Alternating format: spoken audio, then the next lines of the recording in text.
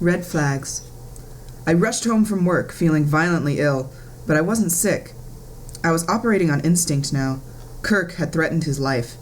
His battle with depression surfaced a few months into our relationship. As I fumbled for the house key, my unsettled thoughts summoned up all of the times my own mother had threatened suicide. The current ordeal involving Kirk wasn't as shocking to me as it may have been for someone else. That is, until I stepped inside.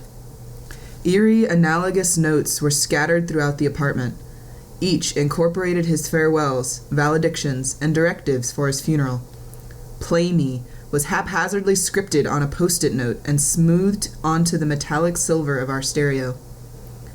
Tentatively pressing play, the grief-stricken melody "No One Is to Blame" by Howard Jones resounded through the small apartment, crying out to anyone who would listen. My chest went tight with sympathetic sorrow. My breathing redoubled through pain-constricted lungs. "I'm so sorry, Kirk." Out of the corner of my eye, I could see another memo on my VCR. As if in a dream, my fingers wobbled as I nervously pressed play. The television lit up the room, the volume so jarringly high that I flinched.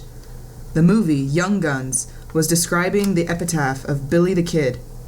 It was heartbreaking to observe. I could easily resist confrontational urges to scream or bark at him. In my mistaken bravado, I thought I could help him. I could restore him and relieve all of his pain and trepidation by talking him through this episode, as if I were a doctor, psychologist, or some magical muse who could supernaturally expunge his despair. This is a vital mistake that many people make when dealing with someone who is suicidal. I didn't want to embarrass him in front of his family, but I finally told his best friend about his suicidal tendencies. I was stunned when he wasn't the least bit surprised and told me, quite matter-of-factly, that Kirk had overdosed about a year before we met because of a failed relationship. It seemed as though Kirk's terrorizing threats weren't surprising to anyone but me, but I didn't feel any safer discussing details after that. What have I gotten myself into? Kirk unexpectedly walked through the door of the apartment with a fevered look in his eyes. He was rumpled over and looked like he felt hopeless. I weightily threw my arms around his neck, almost knocking him over. I was so thankful he hadn't hurt himself. We stayed up all night, talking and crying it out, our noses running like faucets. We never went to sleep, greeting the sunrise with swollen and sore eyes. We were chortling and laughing unrestrainedly to old Sam Kinison videos, Kirk's favorite comedian. The whole event was inappropriately sentimental but morose. I may have been victorious today, but not unsurprisingly, I would end up failing Kirk. I believed that on the present fateful night, as he waved a gun directly above me, his threat would be like the ones I had heard other times someone I loved had flippantly threatened suicide. Only a threat. I was dead wrong. There was no time in the room. His rage-transformed face was repulsive, his glower unwavering as he loomed over me, still menacingly wielding the gun. I gaped at him, the blood pounding hard in my ears. His brow was furrowed, showing his disorientation and inability to collect himself. Deluged with aggression, this ticking time bomb was not the Kirk I adored. He began to pace the apartment like a restless tiger in a cage, unrelentingly wandering back and forth, back and forth. Kirk sustained his patrolling pace, but increased in tempo, making me feel hysterical. What is going on? I blinked back tears and tucked my legs tightly beneath me on the couch. It somehow made me feel safer. I turned my head up to look at him. I wanted to up the ante of the rationale. "Put the gun down, Kirk. You're really scaring me," I pleaded, suddenly needing to clear my throat. He hesitated and glanced sideways at me. He allowed the weapon to drop to his side, but held his grip. I was appreciative the gun was not pointed at his head. That fragment of relief was all too fleeting. I nervously stroked the leg of the coffee table with my foot. I had no idea what to say or do next. He took a menacing step closer. In a defeated tone, I asked him, "Why the hell are you doing this to me?" I know it sounds cliché, but everything slowed down as if I were watching a movie. I bristled, stock still. Overcome, Kirk squeezed the gun's base so tightly that his knuckles went white. Knowing what was coming next, his face went taut, and he scrunched his eyes shut. No, please no. Even though time stood still, I had no time to react. A loud pop echoed throughout the room, and Kirk's head jolted back. It didn't sound like a gunshot. It sounded like a firecracker, until Kirk struck the ground. The flooring quaked beneath him. Thud. I fluttered my eyes open and closed, trying to block out the image that was playing in front of me, but he didn't evaporate. This wasn't a dream. Kirk lay there unnaturally still, like a broken mannequin. I felt like running away in panic. This can't be happening. What do I do? What do I do? Call for help. I leapt for the phone in a panic. Flustered, I dialed 1411. Oh God, I can't remember the number from 911. Trying not to lose control, I dialed 1411, 141, 411, 119, no, 911. The emergency operator answered, and I blurted out in a combination of tears and screaming, "My boyfriend shot himself." I urgently gasped for breath. "Where do you live?" she calmly asked. "I don't know," I lowly whispered. I really did not know. The shock hit me that quickly, and I was as helpless as a child. It was as if a black curtain went up right in front of me, and I was jumbled and disoriented.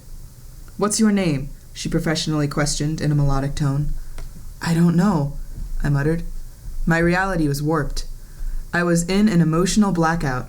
Just like an unsafe surge of electricity will trip a circuit breaker, a sudden trauma can trip our emotional circuit breakers provisionally. My breakers were tripped. My life had completely changed in the blink of an eye, as fast as a speeding bullet tearing through tissue. "It's okay, honey, just stay on the phone with me." Her voice was composed and soothing. I could hear her typing quickly. I somehow felt less frightened just knowing she was with me, but I couldn't be comforted. "The police are coming, sweetie. I need you to step outside with your hands out to your side. Can you do that for me, honey?" Her engagement kept me from slipping into total darkness. Yes, I'm go outside now." I wasn't sure what I was saying as I grappled with the doorknob. My hands were clammy from the upwelling terror of the situation, making it difficult to clench the slippery brass knob. "I'm trapped here." The horror intensified when I thought I couldn't get out of the apartment. The air was tainted with the smell of blood and death. I looked back to see Kirk, impulsively terrified that he would be standing right behind me, reaching out for me, wanting vengeance for my failure to save him for myself. But he remained in a twisted knot on the floor. The bullet's entrance had made shrapnel of his temple, and blood oozed down his head. Through the deafening confusion, I unexpectedly heard concentrated, deep, long breathing. I jumped, tasting my heart that had jumped into my throat. Was it my imagination? The deep, bottomless breathing continued. I realized it was coming from Kirk. As if he was in a comatose-like deep sleep, but alive. Excited but scared, I took an experimental step towards him.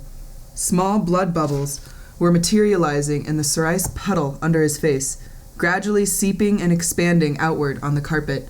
"He's alive! Oh my God, he's breathing! He's breathing!" I squealed, almost dropping the phone. My mind remained shattered in a million pieces. Was I breathing? I dragged a deep breath into my lungs. It was difficult to inhale. I desperately wanted to turn him over, but I was immobilized with fear. I was too cowardly to touch him. The operator began to type faster, and then repeated her request that I step outside of the apartment. Wiping my clammy hands repeatedly on my uniform to dry them, I got out and was immediately met by 5 or more police officers. Within minutes, I was rushed downstairs, and my hands were washed for traces of gunpowder. An emergency service officer looped long medical swabs up and down my trembling fingers. All I could think about was, what would I say to Kirk when he woke up? Would I hug him, hit him, or both? I couldn't think clearly, couldn't orient myself. I nervously twirled my engagement ring on my finger. I refused to accept what was happening. My brain may have known this was his death, but my heart stubbornly insisted on Kirk having immortality. Kirk is not dead. The rattled young officer had no idea what to say to me. He fumbled for tissues to wipe the blood from my face. I allowed my chin to rest lightly on his one hand while his other dabbed at my cheeks. I drew in the deepest breaths I could, but could only manage a wheeze. The cop kept whispering, "I'm sorry, I'm so sorry," and he shook his head from side to side. I stood motionless, saying nothing in my trauma-induced fog. Despite my best efforts to look elsewhere, my gaze managed to stray back towards the apartment. A cluster of medical technicians were carrying Kirk's body down the circling complex stairs. 5 or 6 emergency techs strained while carrying his body. He was too large to move around the encircling sharp corners on a common stretcher. A urine-yellow streetlight illuminated a crimson U shape of blood under his tightly wrapped, mummified head. He was unhurriedly lifted into the back of the ambulance, and the doors were closed slowly. "Hurry up! He's breathing!" I wanted to scream out for some haste. Sluggishly, the ambulance drove away with my dreams. There were no lights flashing or loud sirens blaring. There was nothing to indicate a rush to save a life. I suddenly understood why. The life inside was already dead. The despair and gloom began to consume me until it was seamless. I cupped my hands over my face, rubbed my swollen eyes, and clawed through my hair. My fingers discovered a small piece of skull twisted up in the strands. Vomit shot into my throat, and my heart chilled. Since my parents' second divorce, my mother lived hundreds of miles away, so my nearby father remained my sole hope for emotional support. I rushed to his house, less than 2 miles away, and rang his doorbell too many times. My nerves abraded. "Come on, Dad, answer the door." Finally, I saw him and felt a gust of relief, immediately wanting to coil myself up in his arms. He pushed open the flimsy screen between us, but looked at me as if he didn't know me. He surveyed me curiously. "It's late. He was probably asleep." I wanted to explain what had just happened, but how could I? I found myself pantomiming with gestures until I found my speech. "Dad, Kirk shot himself." I was panting for breath. "Are you okay?" he asked. An absurd question. Of course I wasn't okay. I answered a bit sarcastically. "I guess I'm okay, Dad. I have to go to the hospital now."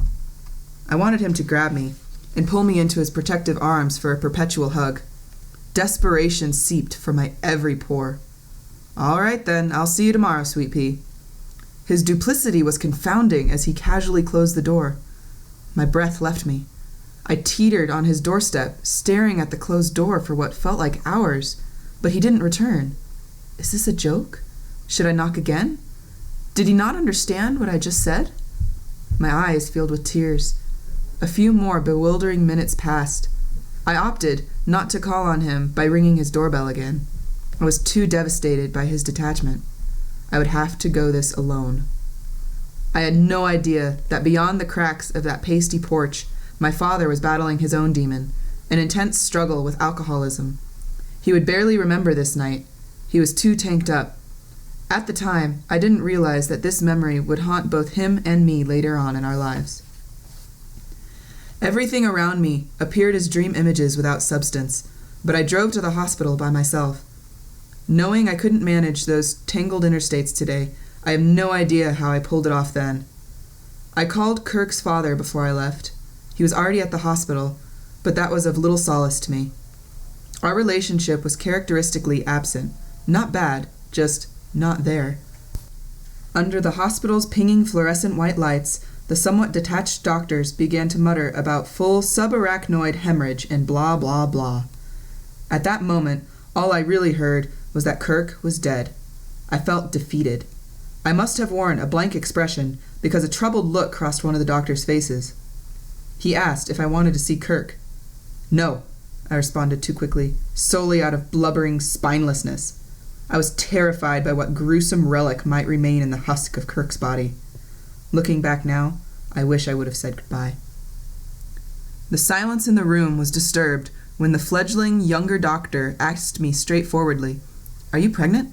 I jumped a bit at his personal knowledge of me. Surely the physicians couldn't tell. I was only about 8 weeks along. Kirk's father must have told them.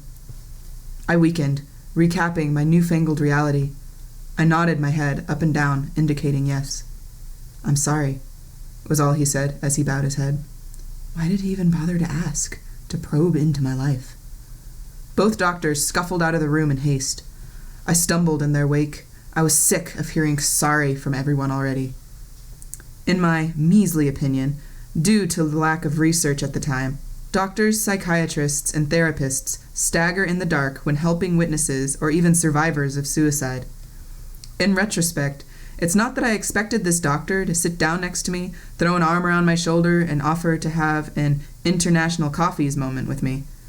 But if one of the doctors would have offered a simple suggestion to pursue assistance for single mothers, it would have been more kind than making me feel like a curiosity.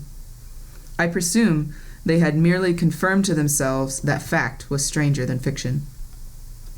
A moment of comfort came when Kirk's family and I collectively agreed to donate any organs that could be used to help another person. I often think about who that precious gift had helped. Kirk's skin was bequeathed to burn victims. Every time I so much as burn my finger, I think of blistered and scorched skin that has been supplanted with Kirk's ultimate contribution. I'd been living with Kirk's dad for over a week, sleeping in Kirk's childhood bedroom in order to feel closer to him. Kirk's dad wasn't really the lovey-dovey type, so his hospitality was generous, if not uncommon. I hurt all over, inside and out. I was particularly susceptible at night. Living in his room helped me to briefly stretch actuality by preventing reality, and award myself with a fabricated impression that I was still close to Kirk. It felt as though he was permanently near. Although unhealthy in the long term, I needed to believe he was still there. Whenever I risked closing my eyes, I saw Kirk with a gun trained menacingly at his temple. His skin was pale, but his lips were reddish pink. He suddenly squeezed the trigger, his head jolted back, and his limp body twitched on the floor. When I woke up screaming and trembling, Kirk wasn't there. I floated my hand over his typical side of the bed where he slept. The sheets were cold, devoid of any warmth. Nobody had lain there. I stirred, trying to cry myself back to sleep in order to take a crack at a different dream.